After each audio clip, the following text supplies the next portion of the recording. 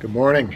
It's Eric from Thomas Hills Ranch, and today I wanted to have a discussion on the importance of a support network. Now, this applies not only if you're just going through life in your normal day-to-day operations, your normal business, but it also applies, and I guess I would just say it especially applies to those who are transitioning. As you know, I'm transitioning from the military into civilian life. But transitions aren't always that drastic. Sometimes it's just a transition of title, a transition of duty, from one job to the other in the same company. Sometimes that transition of jobs causes you to move from a neighborhood or an area you're very comfortable with to an area you don't know very well. Sometimes you're dragging family along for that, and so that's a transition of schools. Sometimes you're just at that age in your life where you're going to school and you're leaving your family for college, and you're having to meet new people. You're going to a location where you really don't know anybody. You don't know if there's anyone there to really support you in that time of need. I was inspired to talk about this because I got a call yesterday about a friend who had ended their life. And I've received these calls before, and I've been in this situation before, but for some reason it really hit me. Maybe it's because I'm going through that transition period. Maybe it's because we all just got through a heck of a year with 2020, where we've had not only friends and relatives, but scientists and politicians telling us, stay at home, stay away from people. Do the best you can to stay away from people. And I won't get into that argument because it's futile. But there is something we can draw from that. There is something we can learn from what we've just been through. And for me, it really is the importance of fellowship, the importance of a support network. Me being a Christian, it really affected me or impacted me when churches closed down. And I did. I dutifully went to my online service, which my church supplied, and I know a lot of us did the same. But there was something missing. I can get a message on the radio. I can get the message on the internet. But that piece that was missing was the fellowship of others, the fellowship of like-minded people, the fellowship of just brothers and sisters being able to encourage me. Sometimes not even encouraging me with words or affirmation, but encouraging me just by being there, just by seeing that I'm not alone in all of this. And I don't know why people take their lives. I don't know, and I'm not gonna judge. I've never been in that place, so I can't say. But I do know there's always someone out there who is willing to listen. And so I want to encourage you all to be bold enough to reach out to people who you might see who are maybe struggling, maybe having a time of need. Sometimes you're struggling. Be bold enough to reach out and say, hey, I need some help. Again, this reality hits me as I transition to a life where we are 3 hours from any military base. We do not have a military community around here to speak of. Yes, there are veterans every place, but it's much different when you're not around that immediate care. Whether it be just getting your standard doctor's appointment. I'm not going to drive 3 hours for my doctor's appointment. So now I'm going to a civilian doctor, which, good or bad, it's just different.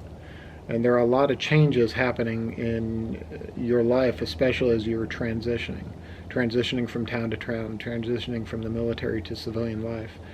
And it is so important to have that network set up. And I kind of laughed as I went through the transition process. They have it at the bases. I know it's an Air Force thing. I believe it's all the military does it. It's a Transition Assistance Program, or TAP. And it's a several-week program. We were taking it during COVID, so it was online for me, although I did take it the previous year, so I saw what it was in person also. But at the time, some of it I didn't see the point of. I was confident, I was happy, everything was going well for me. So how could I not? When they ask you, do you have friends that you can rely on? Do you have mentors? Um, it was hard for me not to roll my eyes. Part of that is just me being cocky, but part of that I think is just I think it's natural for us. We want to be independent. We as Americans, culturally, I think we all yearn for that independence, no matter what what political side or your other beliefs are. I think we all yearn for that independence. We don't want people in our business. And sometimes that comes as a detriment. And when we moved out here, we're on several acres here, and I can't really see the neighbors' houses. So it's not even that our neighbors pull in their driveway like it is in the neighborhood, pull in their garage and you never see them. This is, you never see your neighbors pull up unless you reach out to them, unless you call them. And so that's why for me, especially as a Christian, I look into Hebrews 10, verse 24 and 25, and it says, "And let us consider one another in order to stir up love and good works, not forsaking the assembling of ourselves together, as is the manner of some, but exhorting one another, and so much the more as you see the day approaching."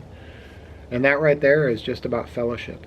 It's about being with other people so you can encourage each other, so you can share each other's burdens. And so I just want to encourage you in this, especially, it comes at an important time in my life, a hard time in my life, when you hear about a friend that you're never going to talk to anymore, you're never going to see anymore. And so I want to encourage you all to seek that fellowship. And honestly, if you don't know Christ, I encourage you to seek Christ. Get into the Bible, get into a church. You won't get struck by lightning. If you've never known him before, he's waiting for you. But as you get into that church, don't just be a Sunday morning worshiper and then leave and forget. Don't just watch online and leave and forget. Go into that fellowship, seek that fellowship. That is so important, because it really is. We've noticed that in every town. Even when we were moving with the military, the first thing we would do is seek our church out, and we got better at it over the years.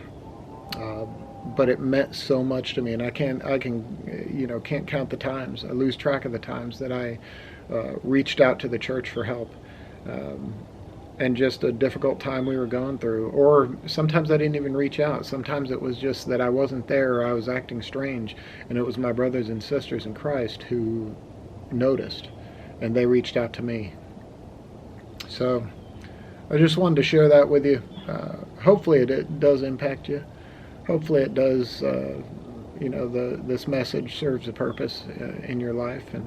And really, a lot of you who do know me out there, I'm terrible at communicating, terrible at keeping, in contact with friends, and because our lives get busy.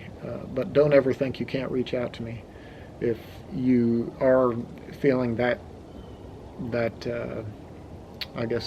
despair in life. If you feel like you can't reach out to anybody, if you got my number, call me. If you don't, email me. But definitely reach out to me. Thank you all, and God bless.